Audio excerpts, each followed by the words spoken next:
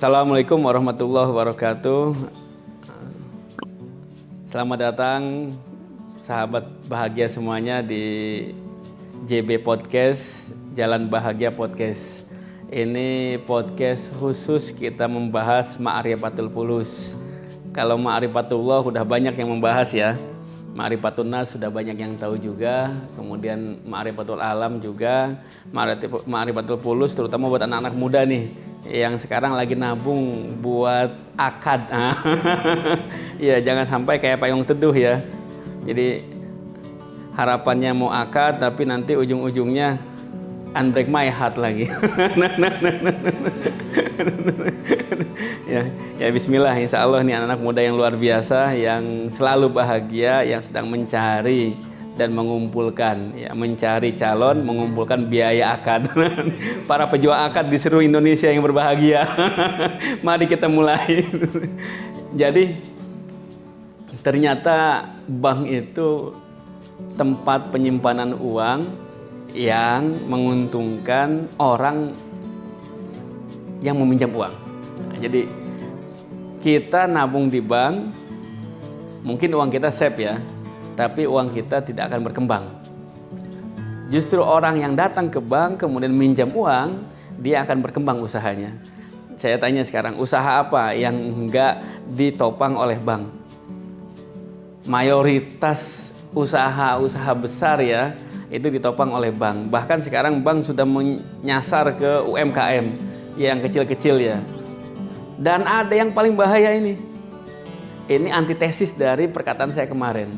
Kemarin saya bilang kan, orang yang minjem di bank itu awet kaya, awet makmur. Iya, dia berkembang. Tapi orang yang nabung di bank itu dia susah terus.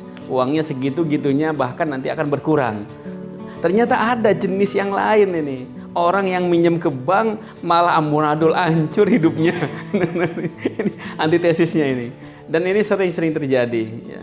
Dan saya mengalami, ya, bukan saya yang melakukan itu, tapi seringkali ada orang kalau udah pusing tuh datang ke rumah udah. Assalamualaikum, ketok-ketok, Ustadz mau curhat. Ya. Ada bapak-bapak sama istrinya, suami istri. Wajahnya, aduh, udah ampun, udah nggak bisa dijelasin, udah, ya pasti pusing, udah ketahuan, udah. Jadi, ya cerita ini rumah kita mau disita, rumah satu-satunya, kita mau kemana lagi? Awalnya gimana kok bisa mau disita nih uangnya, rumahnya? Karena kita minjem uang. Ke siapa minjem uangnya? Ke abang-abang yang suka keliling. Nah, ini bang keliling nih, bangke-bangke ini katanya nih. Ya, bangke, istilah bangke kan ini nih. Ya, abang-abang yang keliling. Itu ada satu. Ada lagi yang lain, bapak-bapak datang ke saya, masih belum terlalu tua, usia 30-an mungkin dia. Aduh, pusing, bingung dia. Jangan sampai saya kayak orang lain. Loh, kenapa emang? Saking ininya dia, saking pusingnya, saking mentoknya. Kenapa? Orang lain itu ketika mentok dengan bank keliling, jadi yang disita itu nggak ada. Rumah dia ngontrak. Kalau orang yang punya rumah, yang disita rumahnya. Kalau ini nggak punya rumah, rumahnya ngontrak, nggak bisa. Kendaraan masih kredit motor. Akhirnya yang disita adalah istrinya. Luar biasa ini, luar biasa ini, luar biasa. Jadi transaksinya itu udah transaksi bukan lagi barang, tapi transaksi orang. Jadi menjadi jaminan istrinya. Kalau kamu belum selesai, maka istrinya dipakai dulu, istilah mereka itu. Ini luar biasa ini. Iya, kasihan yang jomblo-jomblo kan. Ya, ini sangat-sangat, kalau saya bilang ini biadab ini. Ya sudah ke arah biadab ya, seperti udah nggak beradab lagi ya. Jadi kan biadab itu lawan kata dari beradab ya. Kalau beradab itu baik, kalau biadab itu nggak baik ya. Sampai segitunya. Jadi bangke ini, bank keliling ini saking sadisnya ya. Dia apapun dihalalkan. Apapun dihalalkan, yang penting orang itu bayar. Dan selama dia nggak bayar, istrinya masih ya dipakai dulu tadi. Nah, ini kan luar biasa ya. Bahkan ada yang sangat, ya sampai dibacok ya, ada sampai dibunuh apa segala macam ini. Ini minjem ke bank, ya. Minjemnya buat apa? Buat hal-hal yang sifatnya konsumtif. Jadi bukan sembarang minjem. Kalau kita minjem buat di dapur, kita minjem buat beli HP, HP-nya dipakai sama anak, kita minjem buat beli TV, biar ada hiburan di rumah, kita minjem buat apapun bentuknya, yang tadi sifatnya adalah konsumtif, itu habis pasti. Dan yang ada pasti tergerus sudah.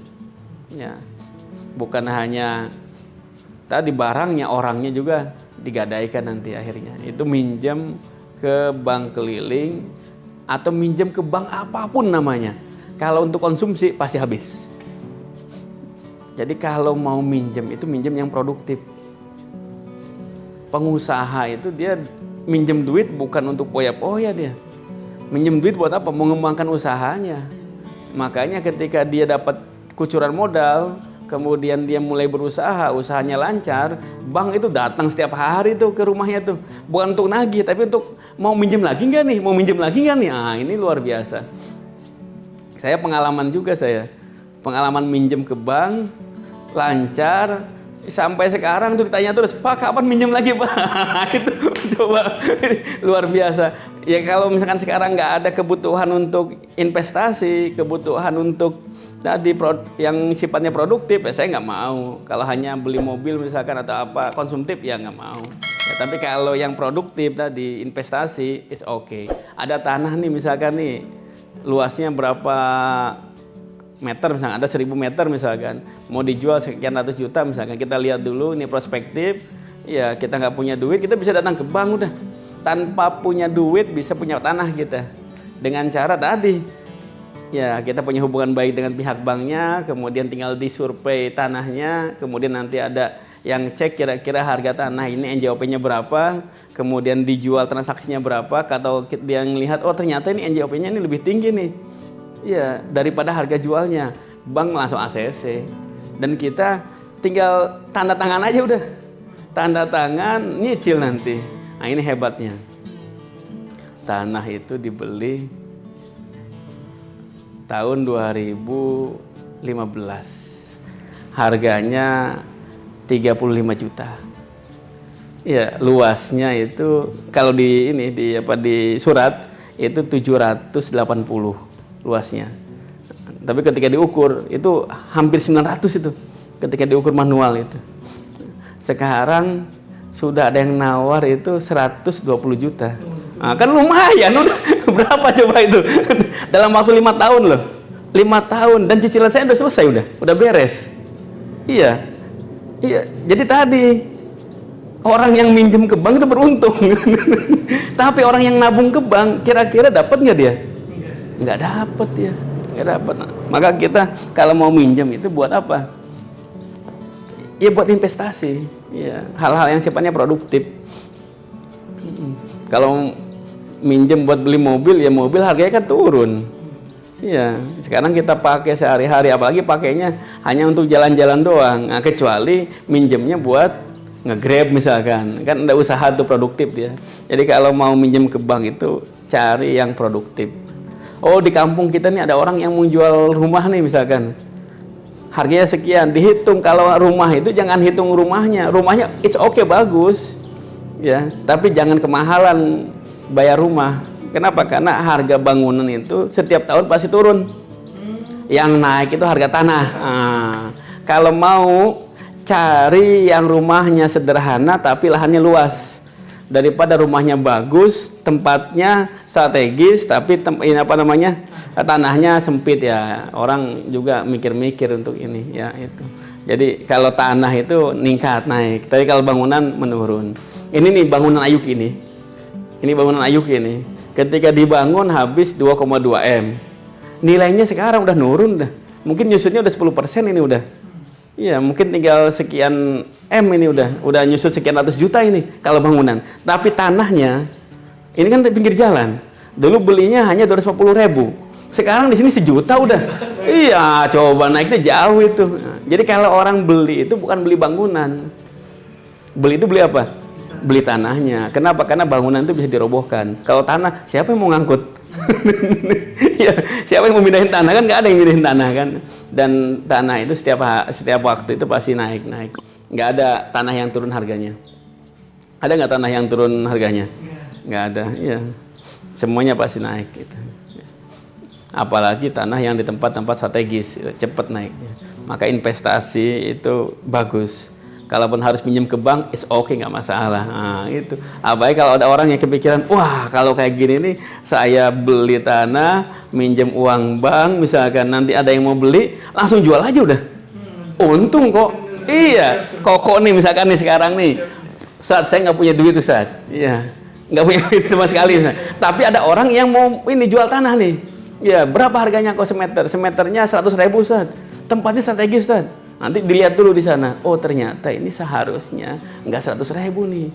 Seharusnya ini tanah ini harganya 150. Tapi kenapa dia mau ngejual 100.000? Butuh banget orangnya nih. Nah, kan kalau lagi butuh kan udah yang penting cepet. Berapa nih luasnya misalkan 100? Ya 100 meter kali 100.000 misalkan berapa harganya kira-kira? Iya berapa? 100 meter kali 100.000 berapa? Berapa juta? Hampir 10 juta. 10 jutaan ya? Iya 10 jutaan kan ya? Punya duit nggak punya duit kok misalnya 10 juta? Udah minjem aja lah. Iya ke BPRS apa misalkan atau apa ke SPPS misalkan. 10 juta kan kecil ya. Udah pinjam misalkan marginnya berapa, jadi kok harus misalkan dari 10 juta itu Kak harus bayar nyicil ke sana sejuta jadi 13 juta misalkan ya. Buat banknya itu ada 3 juta. Besok ini ketika udah transaksi nih udah. Besok ada orang ngelihat, ini tanah bagus juga nih. Udah saya tawar deh. Kata Koko, oh jangan dulu, ini tanah mahal nih strategis. 150 deh per meter. Wah enggak kena, enggak dapat 150. Ini 250 nih. Wah, main lah udah. Iya, 250 lah kata Koko. Turun deh sedikit kata yang mau belinya. Ya paling turun jadi 245.000. 55.000 turunnya. Bapak naik dong, udahlah kita ambil tengahnya lah 200 lah. Jadi deal 200. Iya. Dapat berapa kok? 100. Iya, kan tadinya 10 juta, buat bank 3 juta, 13 juta, sekarang udah 20 juta udah. Dalam waktu sehari atau 2 hari tadi, selesai udah. Di bank tutupin udah.